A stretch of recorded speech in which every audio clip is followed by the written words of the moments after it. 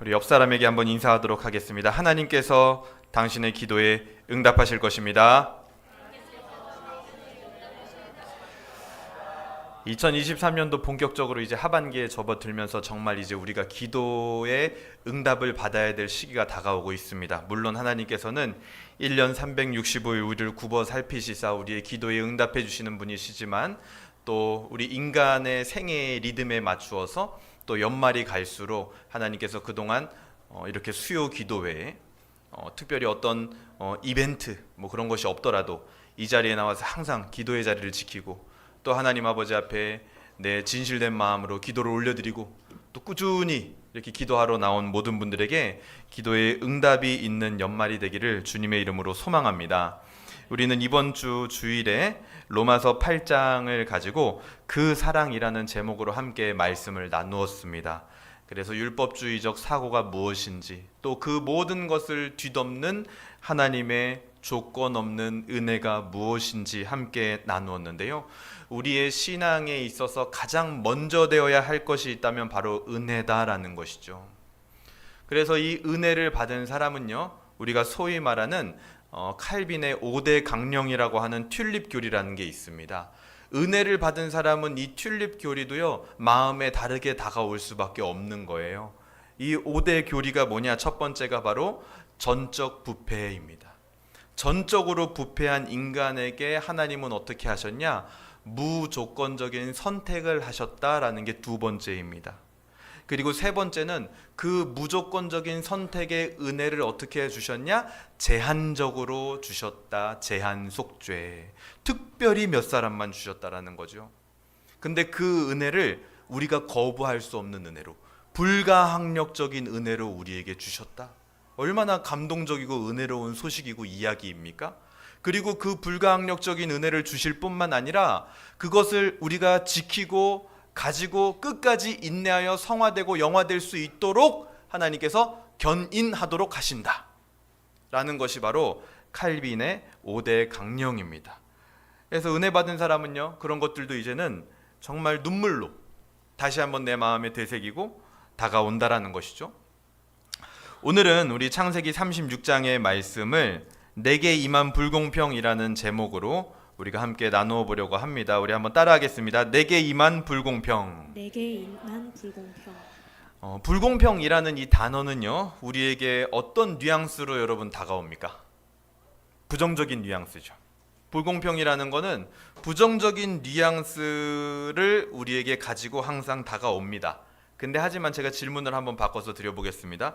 내가 만약에 그 불공평의 수혜자라면 어떨까요, 여러분? 우리는 항상 내가 불공평의 피해자이기 때문에 그것을 불공평하다라고 느끼죠. 근데 하지만 내가 그 불공평의 수혜자라면 우리는 그 일이 불공평하다라고 느끼기 힘들 겁니다. 하지만 우리는 대부분 내가 불공평의 피해자라고 느끼기 때문에 불공평함을 더 강하게 느낀다라는 거죠. 오늘 본문을 통해서 우리가 느끼는 그 불공평의 감정의 근원이 무엇인지, 그리고 또한 우리에게 임한 불공평은 무엇인지, 그리고 우리가 바로 그 불공평의 수혜자임을 깨닫는 시간이 되기를 주님의 이름으로 소망합니다. 우리 창세기 벌써 제가 수요일날 이렇게 띄엄띄엄 설교를 했지만 36장까지 벌써 왔습니다. 한 장 한 장 해서. 그래서 창세기는요, 오늘도 이제 36장에 보면은 에서의 계보 1절에 보면 에서 곧 에돔의 족보는 이러하니라. 여기서 이 족보라는 말이 히브리어로 톨레도트라는 말로 쓰여져 있습니다. 그래서 창세기는 계보의 책이다, 족보의 책이다 라고도 불립니다. 그래서 이 계보가, 이 족보가 총 몇 개가 나오냐면 10개가 나와요. 10개. 그래서 이 10개의 계보를 창세기에서 우리에게 쭉 소개하면서 말하고 싶은 게 뭐냐? 바로 하나님은 인간의 역사도 완전하게 섭리하신다. 창조를 완전하게 하실 뿐만 아니라 인간의 역사조차도 하나님은 완전하게 섭리하시는 분임을 창세기는 우리에게 알려주고 있는 겁니다. 그런 배경을 가지고 우리가 오늘 본문으로 들어가 보는데요, 가장 먼저는 이제 에서의 족보가 등장을 하죠. 방금 읽었던 대로 1절 같이 한번 읽어볼까요? 36장 1절입니다. 시작. 에서 곧 에돔의 족보는 이러하니라. 누구의 족보가 나오죠? 에서의 족보, 에돔의 족보가 나옵니다. 이 에서의 족보는요, 이 36장 전체를 다 차지하고 있는데 이거를 여러분 읽고 묵상을 한다. 사실은 어떤 묵상 내용을 도출해내는 게 쉬운 게 아니에요, 그렇죠? 그 지난주에도 저희 청년부에 누군가가 저한테 물어봤어요. 이 36장을 가지고 어떻게 설교를 하냐? 왜냐하면 에서의 족보만 쭉 나와 있거든요. 그럴 땐 어떻게 하냐? 눈을 들어 산을 봐요? 산을 보면은 묵상거리가 막 생각이 나면서 36장이 술술술 해석이 되고 그러면 참 좋겠지만 저는요, 눈을 들어 산을 보는 것도 좋지만 눈을 들어 앞뒤 문맥을 보아라. 그러면 묵상이 좀 더 쉬워질 것이다. 창세기 37장을 보게 되면요, 한번 보세요. 창세기 37장 2절 보세요. 2절. 야곱의 족보는 이렇게 나오죠. 36장은 에서의 족보가 나오고 37장은 야곱의 족보가 등장하는군요. 그렇죠? 그러면 이 36장은 어떻게 봐야 되느냐? 37장에 나오는 야곱의 족보와 대조적으로 비교하면서 읽을 때 우리 안에 하나님께서 말씀하시는 바가 깨달아질 수 있다라는 겁니다. 그래서 오늘도 우리가 중요한 건 단순히 에서의 족보에만 집중하는 게 아니라 야곱의 족보, 그러니까 에서와 야곱을 지금 비교하고 있구나라는 사실을 기억해야 된다라는 거죠. 이때 에서에게 임했던 하나님의 말씀은 무엇입니까? 에서라는 인물, 야곱의 형이었죠. 리브가가 임신을 했을 때 하나님께서는 말씀을 하셨습니다. 네 태중에 두 국민이 있고 큰 자가 작은 자를 섬길 것이다. 그 말은 뭐예요? 에서가 야곱을 섬기게 될 것이다. 왜냐하면 에서가 먼저 태어났고 첫째니까요. 그래서 에서는요, 야곱이 이 고향 땅을 떠나 있는 동안, 지금 앞에 나와 있는 내용들이 다 그거였죠. 그 고향 땅을 떠나 있는 동안 오늘 족보 내용을 보세요. 정말로 국민이라고 할 만큼 큰 무리를 이루었습니까? 안 이루었습니까? 이루었어요. 그리고 오늘 계보를 쭉 살펴보면은 에서의 이 후예들은요, 이후에도 굉장히 많은 두령들을 낳고 또 넓은 세력을 차지하는 것을 볼 수가 있습니다. 31절 맨 뒤로 한번 가볼까요? 36장 31절 한번 보세요. 31절, 36장 31절. 이스라엘 자손을 다스리는 왕이 있기 전에 에돔 땅을 다스리던 왕들은 이러하니라 하면서 에돔 족속, 그러니까 에서의 후예들이 지금 족보가 어디까지 이어지고 있어요? 이 짧은 장 안에 이스라엘 자손을 다스리는 왕이 언제 나타났어요? 그래서 사무엘서에서 처음에 사울이 왕이 되면서 그때 처음으로 왕이라는 개념이 등장을 하죠. 그때까지 이어진다라는 거예요. 이 에서의 족보가, 에돔의 족보가. 그야말로 다윗과 솔로몬 시대까지 이 가문은요, 오랫동안 이어져 가는 것을 알 수가 있습니다. 말씀대로 정말 큰 국민이 된 것이죠. 그런데 단순히 말씀대로 큰 국민이 되고 큰 세력을 이루었다라고 해서 다 좋은 것이냐? 6절 한번 보겠습니다. 36장 6절. 에서가 자기 아내들과 자기 자녀들과 자기 집의 모든 사람들과 자기 가축과 자기의 모든 짐승과 자기가 가나안 땅에서 모은 재물을 이끌고 그의 동생 야곱을 떠나 다른 곳으로 갔더니 이렇게 얘기합니다. 에서는요, 하나님의 말씀대로 복을 받고 큰 국민이 되었지만 하나님의 언약의 땅인 가나안 땅을 스스로 떠났습니다. 그리고 많은 이방 여인과의 결혼을 통해서 결국에는 이 역사 전체를 통틀어 볼 때 어떻게 됐느냐? 역사의 주변인으로 전락하고 말았어요.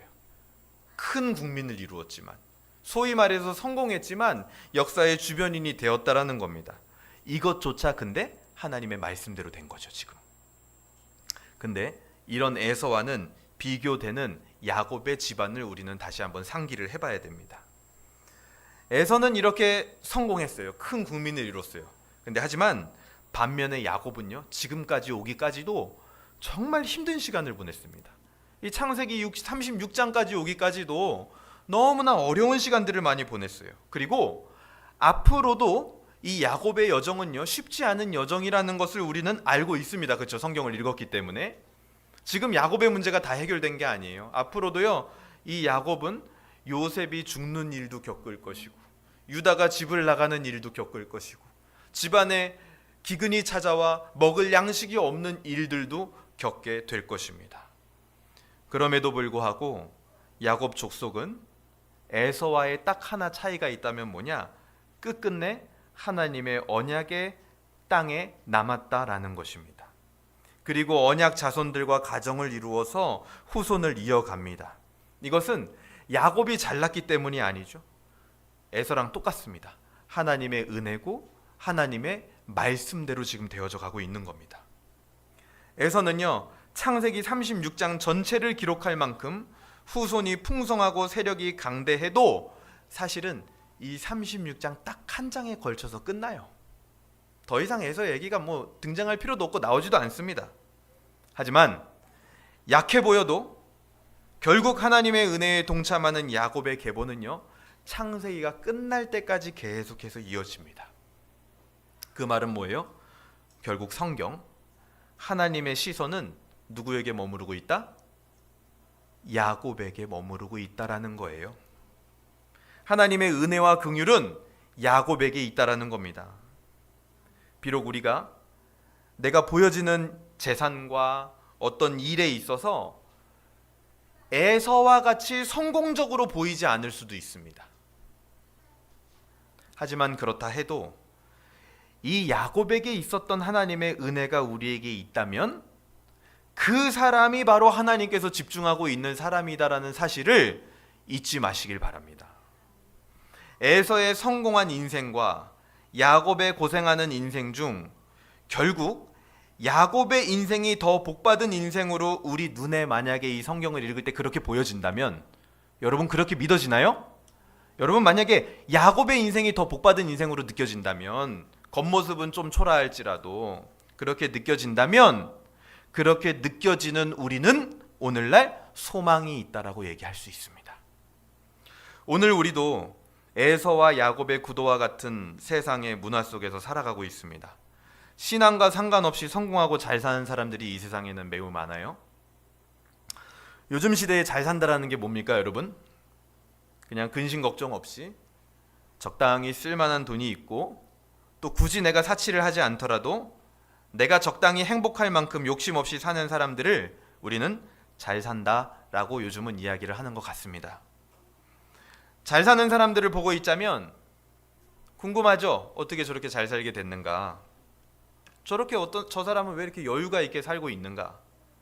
어떤 사람은요, 그 중에 어떤 사람은 처음부터 든든한 부모의 배경을 가지고 태어났기 때문에 나와 시작점부터 다르다라고 느껴지는 그런 존재의 사람들도 사실은 우리 주변에 아마 여러분들도 있을 겁니다. 여러분 주변의 친구라든지 아니면 사회생활을 하면서 만난 사람일 수도 있겠죠. 그것을 계속 묵상하면 어때요?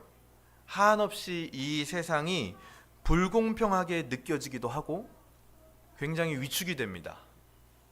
출발점이 다르다라고 느껴지니까요. 요즘은 그런 돈 문제나 어떤 출세뿐만이 아니라 기질과 성격, 내가 가지고 있는 기질과 성격에 따라서 나와 남을 비교하기도 합니다. 내가 갖지 못한 그런 남이 가지고 있는 멋진 기질들을 볼 때 우리는 생각하죠. 나는 왜 그렇게 하지 못할까? 나는 왜 저 사람처럼 할 말을 다 하지 못했을까? 나는 왜 저 사람처럼 이 일에 대하여 아무렇지도 않은 듯이 넘어가지 못했을까? 그런 생각을 할 때 우리는 위축되고 이런 성격과 기질과 개성을 가지고 태어난 그것 자체가 굉장히 좀 불공평하다라고 느끼기도 합니다. 왜냐? 아무리 노력해도 F가 T가 될 수는 없거든요. 아무리 노력해도 T가 F가 되긴 좀 힘들어요. 그러니까 이거 좀 불공평하다. 나도 때로는 T처럼 좀 독단적으로 고집을 부리면서 내 일을 향하여 달려나갈 수 있으면 얼마나 좋을까. 나는 왜 F가 되어서 왜 이렇게 주변 사람들이 신경이 쓰이고 내가 이거 하려고 그러면은 저 사람이 걱정되고 내가 이거 하려고 그러면 이 사람 챙겨줘야 되고 그래서 나는 내 일을 못하는 것 같아. 때로는 좀 내 이런 기질을 버리고 싶어 하는 생각이 들기도 한다라는 것이죠. 우리는 이 세상에서 수많은 나에게 임한 불공평을 몸으로 느끼며 살아가고 있는 것입니다. 그것이 재물이 되었든 나의 기질이 되었든요. 그리고 그 불공평에서 벗어나고자 많은 시도를 합니다. 단적인 예로요, 사람들은 TV 프로그램도 요즘은 어떤 게 유행인지 아십니까? 다들 집에 TV가 없으셔가지고 모르시겠지만 다른 이의 삶을 관찰하는 관찰 예능, 관찰 프로그램이 요즘은 유행입니다. 옛날처럼 연예인들이 나와가지고 쇼를 하고 무슨 미션을 수행하고 하는 것보다 그냥 다른 사람의 삶을 전지적 시점에서 바라보는 거, 그게 요즘은 다 유행이에요. 그래서 연예인들이 하루 동안 뭐하고 지내는지, 또 심지어는 그 연예인의 매니저가 뭐하고 지내는지, 그리고 또 어떤 프로그램은 결혼하지 못한 5, 60대 사람들이 뭐하고 지내는지, 뭐 그런 것까지도 궁금해하는 거예요. 또 더 나가서 애기들이 뭐하고 지내는지. 그게 대세예요 요즘. 그게 문화입니다. 다른 사람의 삶을 관찰하면서 대리만족을 느끼는 거죠. 내가 그렇게 살지 못하는데 그 사람의 삶을 보면서 내 안에 그냥 은근한 대리만족을 찾는 겁니다. 채널을 자꾸 그쪽으로 가고 있다면, 유튜브 클립을 자꾸 그런 걸 보고 있다면 내 안에 그런 대리만족을 찾고 있는 거예요. 왜냐, 나는 그렇게 살지 못하고 있거든요. 이런 이 세상의 문화의 근원은 무엇입니까? 바로 나의 환경에 집중하는 것, 내가 가진 것에 집중하는 것, 결국에는 나 자신에게 집중하는 문화입니다. 성경에서 말하는 우상숭배의 메커니즘이 바로 나 자신에게 집중을 하는 겁니다. 여러분, 구약에서 하나님이 금하신 우상숭배, 그 우상숭배의 실체가 뭡니까? 이제 나무 조각을 깎았어요. 그 나무 조각 앞에 가서 빕니다. 사람들이 자기의 마음에 있는 소원을 들어달라고. 그러면 그 나무 조각 뒤에 있는 어떤 다른 신 존재가, 실체가 그 소원을 듣고 이루어 줍니까? 아니요, 이루어 주지 않아요. 그 뒤에 뭐가 있나요, 실체가? 없어요. 그 나무 조각 뒤에는 아무것도 없습니다. 그냥 나무 조각이에요. 그러면 거기에다 빌고 있는 행동은 지금 뭘 하고 있는 거예요? 겉으로는 내가 어떤 신을 섬긴다라는 신용을 하고 있지만 사실은 내가 그 나무 조각을 깎아놓고 내 마음에 성취되었으면 하는 내 소원, 그거를 증폭시키는 행위를 하고 있는 거예요. 내 욕심과 탐심에 몰두하고 있는 행위를 하고 있는 겁니다. 그게 뭐라고요? 우상숭배다, 이렇게 얘기하는 거예요. 그래서 신약 성경에는 뭐라고 가르칩니까? 탐심은 곧 우상숭배니라, 이렇게 가르치는 거예요. 그래서 그 우상숭배하는 사람들이 가득한 사회는요, 당연히 공의와 정의가 깨질 수밖에 없죠. 왜요? 다 자기 욕심에만 집중하니까요. 그래서 구약에서 하나님이 이스라엘을 책망하실 때 딱 두 가지만 얘기하시죠. 첫 번째 우상숭배, 두 번째 정의가 깨졌다. 두 개는 그렇게 긴밀히 연결이 돼 있는 겁니다. 그것을 우상숭배라고 하고, 오늘날 우리가 불공평하다라고 느끼는, 나에게 집중하는 그 문화, 그 문화의 근원이 바로 우상숭배다라는 거예요. 그러니까 그런 것들이 가볍게 볼 문화가 아니라는 거죠. 내가 불공평하다라고 느끼는 그 감정, 그 문화 자체가 우상숭배로부터 기인해서 나에게 온 문화라는 거예요. 우리에게 진정한 만족을 줄 수 없는 우상숭배의 문화 속에서 우리는 날마다 더 강한 불공평함을 느끼면서 살아갑니다. 근데 하지만 오늘 이 시간에 우리는 진짜 잘 생각해 봤으면 좋겠어요. 뭐를요? 진짜 불공평한 게 무엇인지. 내가 아무것도 하지 않았지만, 아무런 공적과 능력도 없지만, 이유 없이 값없이 나라는 사람을 택하시고 불러주시고 은혜를 주시는 그것이 사실은 불공평한 하나님의 사랑입니다. 오늘 우리에게 임한 진정한 불공평은 하나님의 사랑이었다라는 거예요. 어떤 사람은 아무리 노력해도 믿어지지 않을 수 있습니다. 어떤 사람은 도무지 그 환경을 보면 믿음을 가질래야 가질 수 없을 만큼 잘 먹고 잘 사는 사람들도 많아요. 걱정 근심 없이 하나님께 기도하지 않아도, 의지하지 않아도 살 수 있는 사람들이 이 세상에는 너무나 많습니다. 하지만 우리에게는 어떤 상황에서도 끝내는 하나님을 찾고자 하는 마음을 주셨다라는 거예요. 하나님의 뜻대로 살고자 하는 마음도 주셨습니다. 이것이 바로 언약 백성된 증거이며 믿음입니다. 우리와 야곱에게 임한 불공평한 혜택이다라는 거죠. 근데 우리는 그거를 불공평하다고 느끼지 못해요. 왜요? 우리가 바로 그 불공평의 수혜자거든요. 그러니까 못 느끼는 거예요. 우리가 진정으로 부러워야 할 것은 무엇입니까? 반면에 우리가 진정으로 위기로 느껴야 할 것은 무엇입니까? 오늘 야곱이 강한 나라를 이룬 에서보다 복받은 사람이라고 믿어진다면 정말 소망이 있는 겁니다. 근데 하지만 언약과 아무 상관없지만 에서와 같이 성공한 인생이 부럽게 보이고 있다면 그거는 우리에게 굉장히 큰 위기예요. 지금 세상에서 다가오는 불공평의 문화 속에서 우리를 건지는 것은 바로 우리에게 이미 임한 영적인 불공평을 깨닫는 겁니다. 우리가 그 영적 불공평의 수혜자가 되도록 우리가 아직 아무것도 깨닫지 못했을 때부터 미리 작업을 하신 분이 바로 우리 신앙의 배경이 되어주시는 예수 그리스도 우리 주님입니다. 예수님께서 깨트리신 세상의 불공평의 저울을 벗어나서 바로 내가 영적 불공평의 수혜자이고 그야말로 신앙의 금수저로 이 땅에 태어났음을 깨닫는 저녁 시간이 되기를 주님의 이름으로 소망합니다. 관련 구절 우리 로마서 8장 15절에서 17절인데요. 제가 한번 읽어드리겠습니다.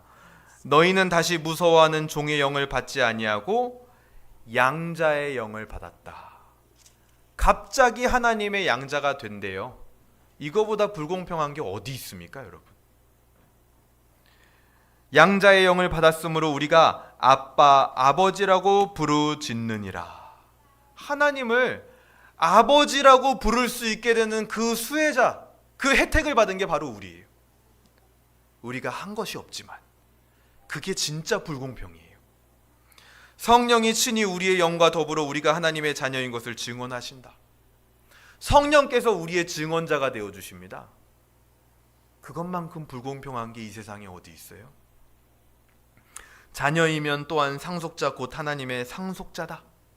우리가 하나님의 상속자가 되었는데 누구와 함께 상속자가 되었냐? 그리스도와 함께한 상속자니. 예수님하고 똑같이 상속자가 됐다라는 거예요.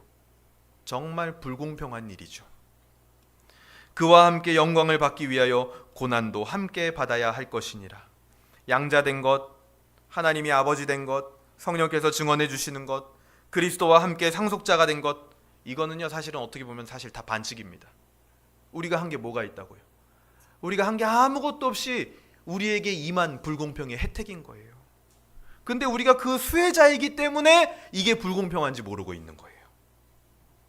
그런 불공평이 우리에게 임했으니까 이 땅에서 잠깐 받는 고난은 아무것도 아니라는 거예요. 언약의 땅에 머물기 위하여 내가 잠깐 고통받는 거, 그건 아무것도 아니라는 거예요. 여러분 생각해 보세요. 내가 로또가 당첨됐어요. 기분이 안 좋으신가요? 저는 되게 좋을 것 같은데요. 저는 그런 상상을 가끔 합니다. 죄송합니다. 너무 불경건해서. 근데 가끔 해요. 내가 로또 20억이 당첨되면 어떻게 할까? 아내한테 이걸 말해 말어? 이거를 컨트롤할 수 있는 건 나밖에 없지 않을까? 막 이런 교만한 생각. 다른 사람은 이 사실을 알면 왠지 다 타락할 것 같아. 그래서 나만 가지고 있어야겠다. 막 이런 헛된 생각들을 종종 하거든요. 여러분 로또가 당첨됐어요. 근데 오늘 밥 먹으러 갔다고 칩시다. 예배 끝나고. 그래서 n분의 1 하기로 했어요. n빵을 하기로 했습니다. 소위. 근데 사람들이 내가 로또 당첨된 걸 몰라요. 근데 n빵을 하기로 했는데 로또 당첨된 나한테, 사람들은 모르는데 1,000원 더 내라는 거예요. 그때 열받을 사람이 있을까요? 열받아요? 막 그래도? 아니죠. 웃으면서 1,000원쯤이야. 내겠죠. 왜요? 로또 당첨돼 있으니까요. 우리가 하나님께 받은 이 불공평의 혜택에 비하면 이 세상의 고난은 그런 거예요. 제가 유치하게 비유했지만요. 웨스트민스터 신앙고백서 12장 1항 양자된 상속자에서는 이렇게 말합니다. 하나님께서는 의롭다함을 받는 모든 사람들이 그의 독생자 예수 그리스도 안에서 그리고 그를 위하여 양좌됨의 은혜에 참여하는 자들이 되는 것을 허락하신다. 이로 말미암아 그들은 하나님의 자녀의 수요에 들게 되고 자녀로서의 자유와 특권을 누리게 된다. 이 특권, 이게 우리에게 임한 불공평입니다.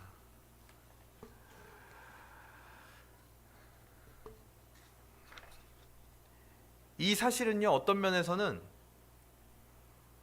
사탄이 치를 떨게 될 그런 반칙 같은 진리예요. 그런 게 어디 있어요? 아니, 적어도 죄 지었으면 죽든지 엄청난 고난을 당하든지 뭐 돈을 내든지 무언가 대가를 치러야 될 거 아니에요, 죄를 지었으면. 근데 그런 거 하나도 없대요. 완전 불공평해요. 그러니 사탄이 치를 떨 수밖에 없는 진리인 거예요. 이런 게 어딨냐, 이런 게. 오늘 이 말씀 가운데 나타나는 하나님의 마음은 무엇입니까? 이 세상의 불공평의 문화에서 근심하며 방황하고 대리만족을 찾는 자녀들에게 진정한 수혜자가 바로 하나님의 자녀들임을 알려주시는 하나님의 아버지의 마음이 나타나는 겁니다. 오늘 말씀을 어떻게 적용할 수 있을까요? 세상에서 오는 불공평의 문화에 사로잡혀 에서와 같이 약속의 땅을 떠난 것은 혹시 우리에게 없는지 한번 돌아볼 수 있으면 좋겠습니다. 그리고 내가 사실은 영적 불공평의 수혜자임을 깨닫고 야곱과 같이 약속의 땅에 머물러야 할 것, 내가 머물러야 할 약속의 땅은 어디인지 그거를 한번 기도하며 생각해 볼 수 있으면 좋겠습니다. 말씀을 정리하겠습니다. 지금도 눈에 보이는 우리 옆에 있는 이 세상들은요, 에서처럼 거대해 보입니다. 오늘 에서의 족보에 나온 것처럼 큰 국민을 이룬 에서처럼요, 거대해 보여요. 그 앞에 야곱은 초라해 보이죠. 예수 그리스도의 나라는 야곱처럼 때로는 작아 보이기도 합니다. 이 세상이 더 커 보일 때가 있다라는 거죠. 하지만 결국 에서가 야곱을 섬기게 되었듯이 결국 이 세상도 예수 그리스도의 나라가 승리한다라는 것입니다. 힘없이 십자가에 달리신 예수 그리스도께서 작아 보였고 로마라는 황제와 나라가 커 보였지만 결국 예수 그리스도께서 부활하시어 만왕의 왕이 되신 것처럼 지금 내 삶이 불공평하다라고 한들 결국 하나님께서는 예수 그리스도를 통하여 우리가 은혜의 불공평의 수혜자가 되게 하실 것입니다.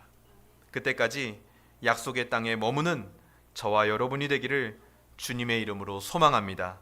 내게 임한 불공평은 바로 예수 그리스도입니다. 오늘 이 시간 함께 기도하도록 할 텐데요. 기도할 때 첫 번째는요, 말씀을 놓고 우리가 기도했으면 좋겠습니다. 세상에서 느꼈던 불공평의 문화와 그리고 또 대리만족에 빠져 있었던 것들, 또 내가 그 불공평의 문화에서 근심하고 걱정하고 불안에 떨고 있었던 것들, 또 그런 것들 때문에 내가 떠나 있었던 약속의 땅들이 무엇인지 생각해 보며 하나님 앞에 다시 한번 돌이키는 기도를 했으면 좋겠고요. 두 번째로는 그렇다면 이제 내가 그 반대로 내가 머물러야 할 약속의 땅은 어디인가 한번 생각해 볼 수 있으면 좋겠습니다. 내가 은혜의 불공평의 수혜자가 되게 하신 하나님의 사랑과 예수님의 은혜를 생각하며 오늘 이 시간 같이 한번 기도하도록 하겠습니다.